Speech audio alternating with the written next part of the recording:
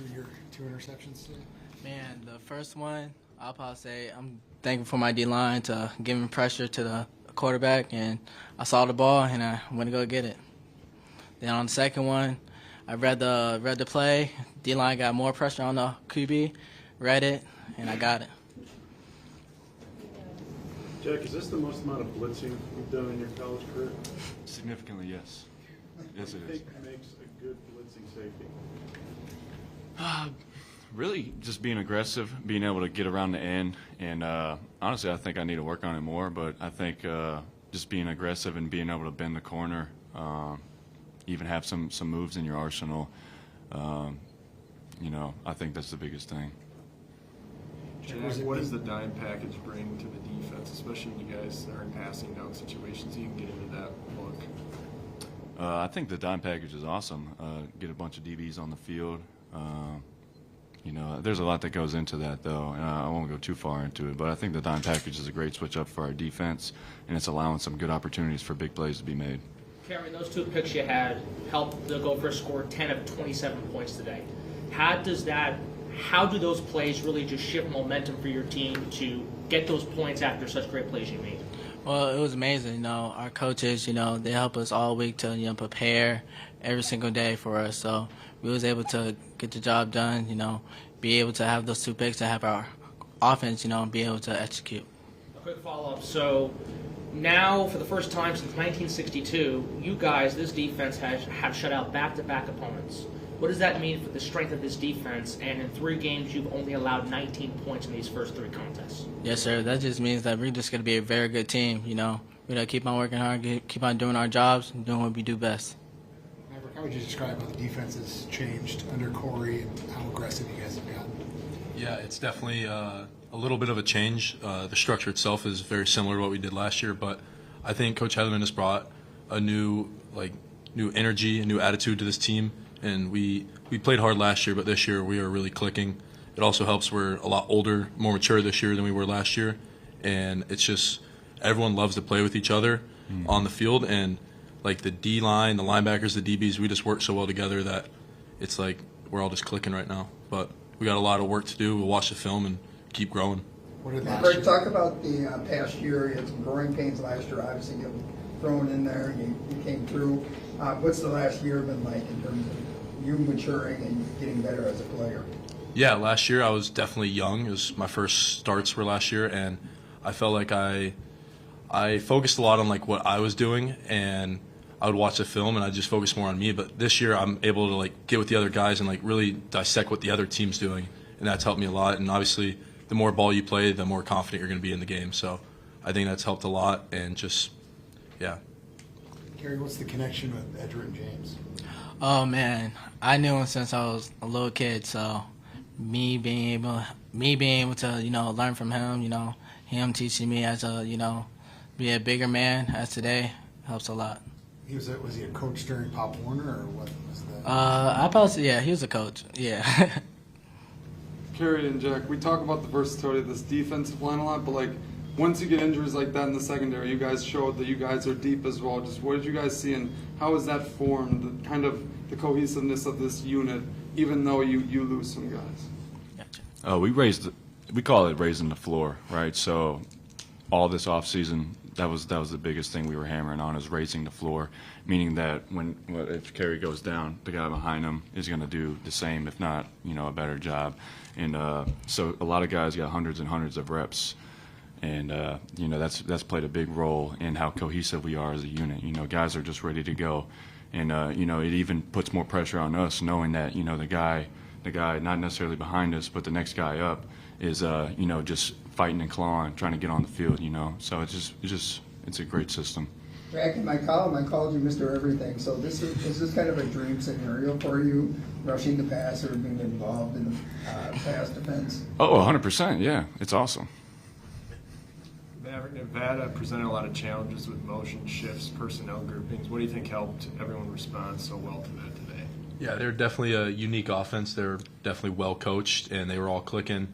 They all ran all their plays very well. I think going into the game, this was a very big week on game plan and getting in, watching the film, because they ran a lot of different packages and different formations and personnel. So going into the game confident and not playing slow was a big thing for us.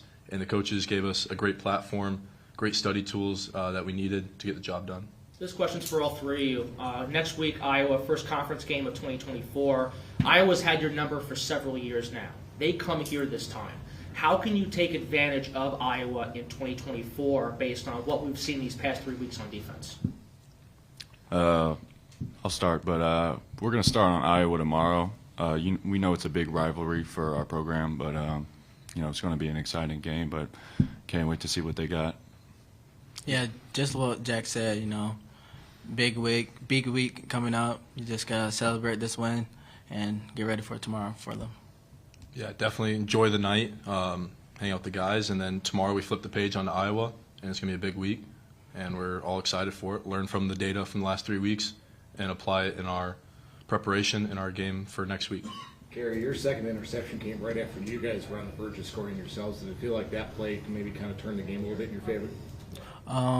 I'm sorry, can you say that question one more time? Your second interception was right after you guys were on the verge of scoring yourselves, and you had the turnover in the end zone, and then you were able to flip the field again. How much did that turn the game in your mind? It turned the game all the way. Me having that pick, giving the D-line, all the credit because, without them, I wouldn't have made that pick. So being able to, do that for our offense, helped us execute. Maverick, how would you describe what kind of leadership Cody's provided you and other linebackers? Yeah, I'll start from last year. I was a young guy. Cody obviously went down, and that's my big brother. Anyone who's been around the facility knows that me and him walk around everywhere together. We do everything together. So I feel like he was just a big mentor to me. And before him was Mariano. I looked up to him a lot. But having him playing so much ball and playing alongside him is such a blessing because I can learn everything from him. I ask questions to him. And it's just great to have just a great leader and a great person next to me that just betters me in every area of my life. Jack, just allowing one touchdown so far this season, just how has this defense been able to not only play bend but don't break against UNC, but keep teams even out of your own half? It starts with the coaching staff. I believe it was a combination of a lot of things. Like Maverick said earlier, I think guys are getting a lot older and more confident, right? The more reps you get, just like anything, you're going to be a lot more confident. But I think there's just a newly found confidence within our defense as a whole with how well the staff prepares us and how well we take that preparation and execute it ourselves. And they do such a great job that I think guys are just, when Saturdays come around, we're ready to go, So, shout out to them. Everyone all set? All right. Thank you. Thank you, guys. What's the day for the passing offense? I thought we did some good things. I thought there's always things we can fix in any part of our offense. But I thought we had great pass pro all day. Running backs got the really good spots and checkdowns, and the receivers did a really good job catching the ball for the most part today. And I'm proud of the guys how they worked today. Max, in 3 games so far, you've thrown 3 touchdown passes and more than 630 passing yards to kick off your Gophers career. How can you translate that success into Big Ten play starting next week? I think it all just comes down to playing football, to be honest. I think, our goal every single week is to compete and put the best product in the field to the best of our ability. And if that calls for more pass game throughout the week, then that's what it calls for. If that calls for more run game throughout the week, that's what it calls for. And I think, the past couple of weeks it's called for more pass game. I thought the guys have stepped up to that really, really well and executed really well in that area of offense. And so I give all the credit to everybody else. I think the O-line and the receivers, the tight ends, everyone's been amazing in executing what's been asked of them. Max, what do you think of the execution on the 2-minute drive right before half? Oh, that was great. I thought the guys do a really good job when it gets down to 2 minutes. I think that's something that we pride ourselves on is executing when we're called to do so, and that's on every single person on the offense. We can't put together that drive if everyone doesn't do their job to the best of their ability, and that's why you see success in the field in those drives. Darius, how do you describe kind of the first half yardage, kind of tough yards, and then as you're able to keep going, able to pop one in the second half? Coach Nick always talks about just staying in the game, just keep trucking along. Don't worry about it. Don't press the plays. Try and make a big play on every play. Just keep rolling, keep going through your progression. So it didn't really affect me. I was just staying, reading my progression, and just doing what I can for the team. And in the second half, it just started to break open. So. Darius, on your 80-yard run for the touchdown, when did you realize you'd have to cut it back that way across the field? It was when he was like overrunning the tackle, and then I also seen like Nick Callerup right there trailing behind for a block. So I just knew to cut it back. Darius, I saw the trap blocks on the 80-yard run. That hole must have been real nice when you came through it. Oh yeah, definitely. I mean, it was wide open. All credit to my O-line, tight ends, and the receivers too. They were out there blocking. So, I mean, they do a great job on every play, really, and I'm just excited to run behind those guys for sure. Max, what have you seen from the offensive line as it's maybe been a struggle in the run game early on for the first couple of weeks? I thought the leadership has gotten tangibly, and it's been consistently growing in that group. Quinn and Tay, and honestly Coop and Greg, everybody on that whole O line, they do an amazing job staying together, and they know that ultimately they want to put a perfect product in the field, but everyone knows that being perfect isn't attainable. You can always get really close to perfect, and that's our goal. But they know that throughout the week and throughout the game day experience, like they have to make sure that they're staying together the whole game, and they do an amazing job of that, of staying together the whole game. And making sure that they know the offense runs behind them, and they vocalize that, and they know that they let everybody know that they have their backs and they're ready to go ground and pound.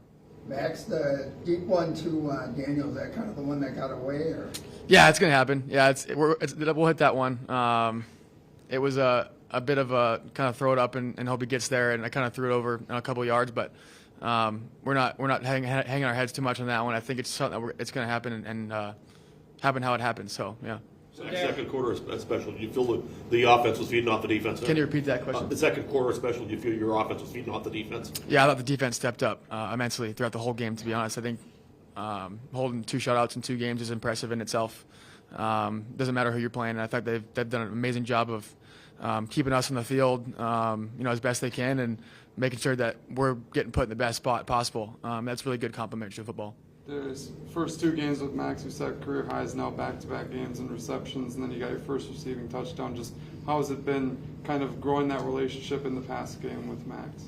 I mean, it's been great. It's something that we talked about all off season, just being ready for the check down. He knows that he's going to go through his progressions, and if it's there, he's going to throw it. So it was just always knowing that, trusting in him that he's going to check it down, and I mean, it's my job to make the play after I get the ball. So, Darius, only in 8 games with the Gophers, you've had nearly 1,000 rushing yards and almost 8 total touchdowns. How is this just a sample size of your potential with this team? I think that the O-line has a lot to do with it. O-line, tight end, receivers, like I said, they do a great job of blocking. So, I mean, they're making it pretty easy for me out there, opening up those big holes for me. Max, you got a front row seat to his day. How do you describe what he did out there today? It's fun being on the field with him. I think number one, the best thing is the communication on the field. I love being back there with all of our running backs are really good communicators, and Darius does a really good job leading the way with that. And that's what makes playing football fun is communication number one, and also just handing the ball off and seeing him run for 80 yards is pretty cool. I was trying to catch my way up there, but that didn't really work out. But it's fun. I think the guys work their butts off, and it's cool being a part of that. Max, what have you learned about the Iowa rivalry from your teammates? A ton. I think that's number one. It's a very historic rivalry for this team. Going into the game, we haven't done much of my own research yet because we were spending the whole week on Nevada, and I think our team did a really good job of that, of really focusing on this week, going 1-0 against Nevada. And we're going to put all our time and effort into Iowa tomorrow, and correct the mistakes from today, and talk about the positives and move on to Iowa. And I think this football team is excited. They're ready. And it's gonna be a really cool atmosphere for the guys. How have you seen that relationship on the field now with Elijah Spencer? He's taken a significant jump in terms of his production in these last 2 weeks. Yeah, it's his commitment, commitment to the team, commitment to getting himself better for the team. It's shown so much throughout from January till now, and he just works his tail off, and that's why he's had success in the field. That there's no easy way to success. And he's been the example of that, of really working his tail off and making sure that he's in the facility as much as he can, to get with the O staff, to get with the quarterbacks, and get with the rest of the receivers. He's playing some really good football, and it's fun to get the ball to him when it can. You guys haven't seen us sort of this 1-2 punch on the offense. How can that sort of be the case versus Iowa, but also throughout this season? How can that just grow and continue in 2024? I would say, honestly, I think it's the best thing about our offense, number one, is that there's versatility across the whole field. And, number one, that starts schematically and the coaching with Coach Harbaugh and his offensive staff and Coach Simon making sure that his guys are in the right spot at the right times. And they've done an amazing job with that. And honestly, it just happens to be where that particular guy is in the right spot at the right time. I think, what we pride ourselves on in the quarterback room is taking what the defense gives you. And if it's not there, to check the ball down, check it down. If you, run out of the pocket, check it down, throw it out of bounds. If you can't, don't make a bad play worse. And the guys have gotten to really good spots, and Elijah's just been someone that's ended up being in the right spot at the right time.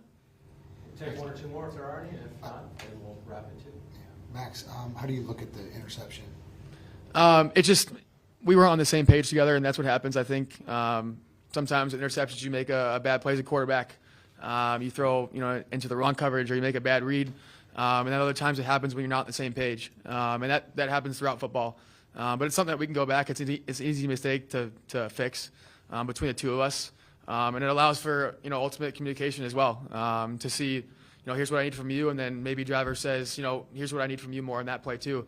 And that's what makes great teams is they can communicate through mistakes and make the next play. All right. Thank you, guys. Thank Thanks, you. guys.